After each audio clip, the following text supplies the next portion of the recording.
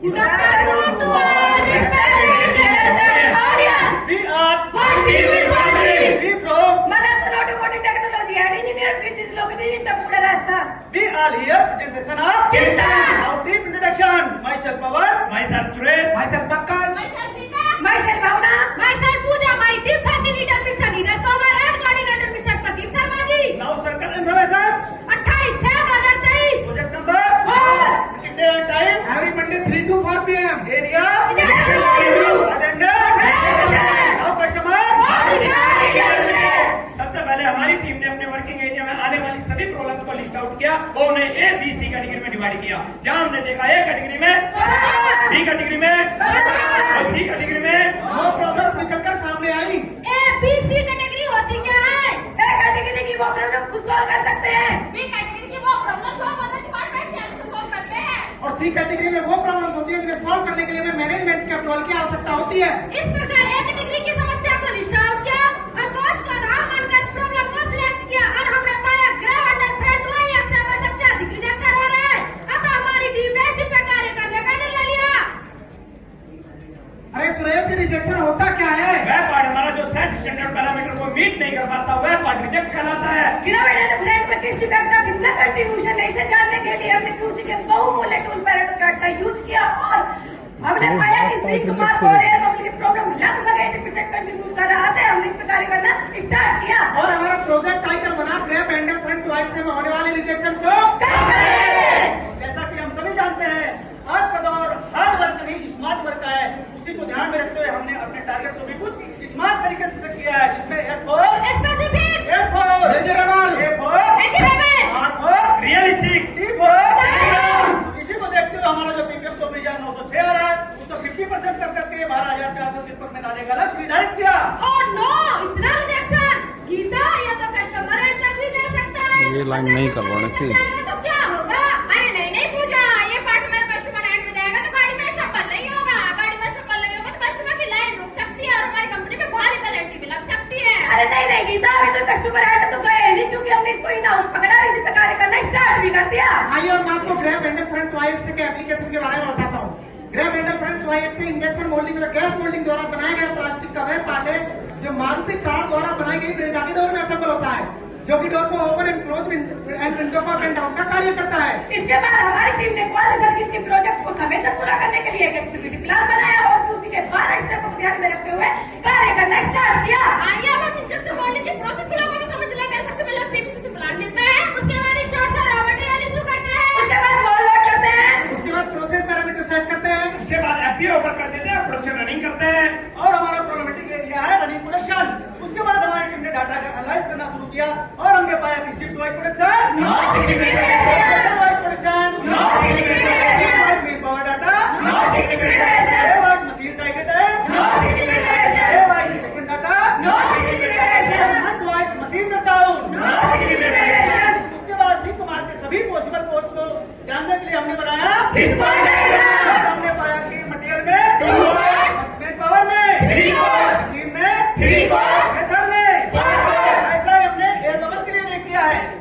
इसके बाद हमारी टीम ने सीएफटी के साथ सभी सब कोड को 1 बाय 1 वैलिडेशन करना स्टार्ट किया और जो कोड हमारे स्टैंडर्ड प्रोसेस के अनुसार मिला है वैलिड और जो कोड हमारे स्टैंडर्ड प्रोसेस के अनुसार नहीं मिला तो वैलिड किया। सब कोड नंबर 1 ऑपरेटर अवेयरनेस का वैलिडेशन करने के लिए हमारी टीम मशीन पर गई और ऑपरेटर का स्किल टेस्ट लिया तो हमने पाया हमारे सभी ऑपरेटर स्किल्ड थे। So this code is valid. संकोच नंबर 2 का वैलिडेशन करने के लिए हमारी टीम मशीन पर गई और ऑपरेटर से डिस्कस करने में पाया कि उसे हेल्थ एंड फटीग की कोई समस्या नहीं है। सो दिस कोड इज सबको नंबर 3 मटेरियल डिग्रेड को वैलिडेट करने के लिए हमारी टीम मशीन पर गई बाकी और मशीन की बैरल टेंपरेचर चेक किया तो एज पर एसएमसी अपने था। So this code is valid. उसके बाद हमारी टीम सब कोड नंबर 4 का वैलिडेशन करने के लिए मशीन पर गई और जब हमने मोल्ड की कोर और कैविटी का टेम्परेचर चेक किया तो हमने पाया कि जो हमारा सेट स्टैंडर्ड टेम्परेचर है उससे एक्चुअल टेम्परेचर अधिक आ रहा है। So this code is valid. इसी प्रकार सब कोड नंबर 11 का वैलिडेशन करने के बाद हमारी टीम मशीन पे गई और हमने देखा कि हमारे मोल्ड का कोर और कैविटी का जो एयर बैंड है उसके बारे में हमने टेस्ट किया तो हमने पाया कि कुछ एयर बैंड हमारे ब्लॉक और कुछ लोअर वॉल्यूम में आ रहे थे। So this was it valid.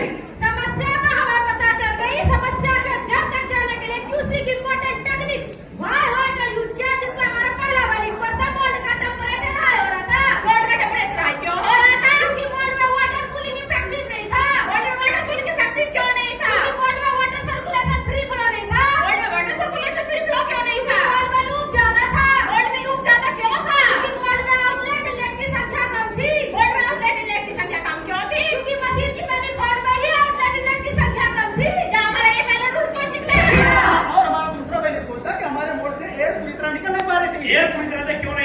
रही थी? क्योंकि उस कंप्लीटली बाहर रिलीज नहीं हो रही थी। रिमूव क्यों नहीं हो रही थी? क्योंकि उसके लिए टाइम पर्याप्त नहीं था। टाइम पर्याप्त क्यों नहीं था? क्योंकि हमारा एयरमैन ब्लॉक था। एयरमैन ब्लॉक क्यों थे? क्योंकि एयरमैन का साइज लेस था।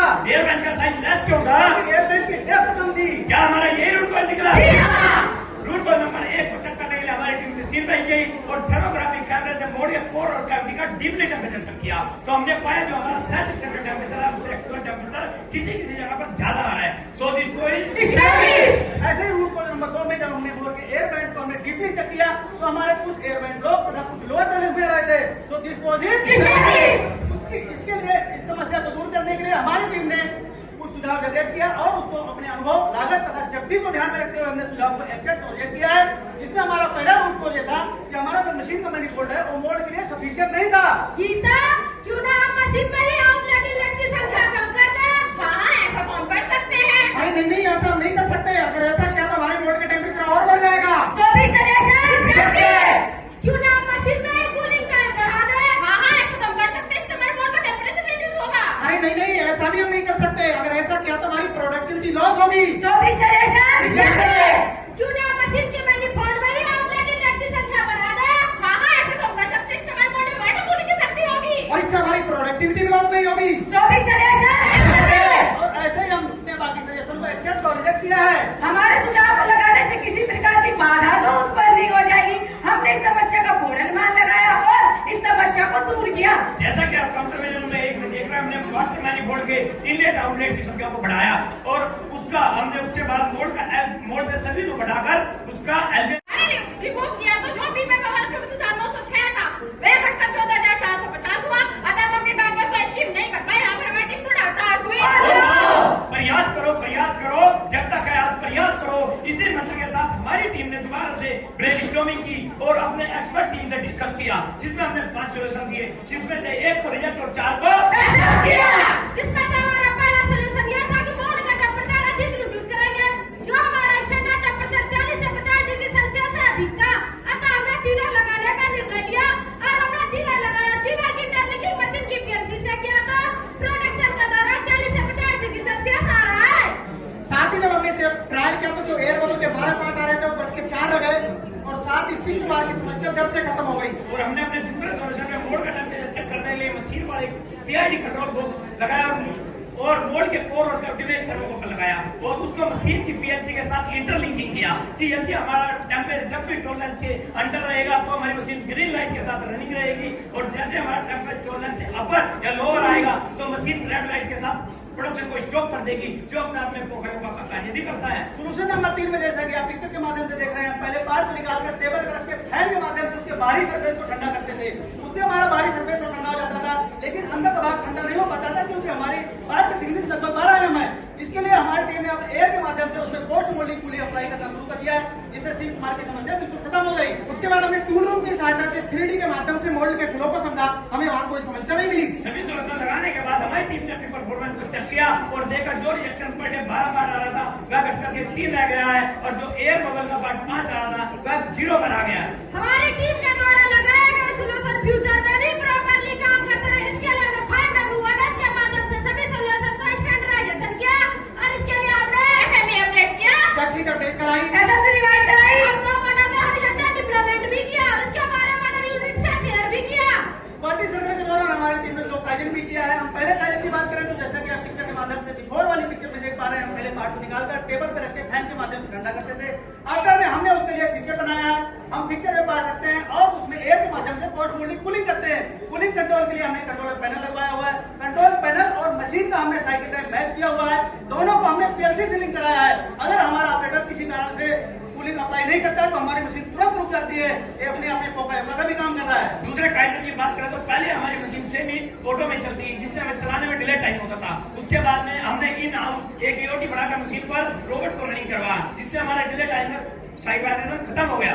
सभी सॉल्यूशन लगाने के बाद हमारी टीम ने अपने टारगेट को दोबारा रिमूव किया तो जो पीपीएम हमारा 24,906 था वह घटाकर हमने अपने सेट टारगेट से भी बहुत कम 7,840 किया था। हमने अपने टारगेट को अचीव किया और अब हम grab handle front Y axis में होने वाले रिजेक्शन पीपीएम को लगातार QC से पहले QC के दौरान QC की बाद की स्थिति को दिखा रहे हैं। ये हमारा बाद का एक्टिविटी प्लान है जो कि हमने समय से पूरा किया है। क्वालिटी सर्वे को पूरा करने से हमें 2 प्रकार का लाभ हुआ है। हम बात करें टेंजिबल बेनिफिट की तो हमें 5,63,000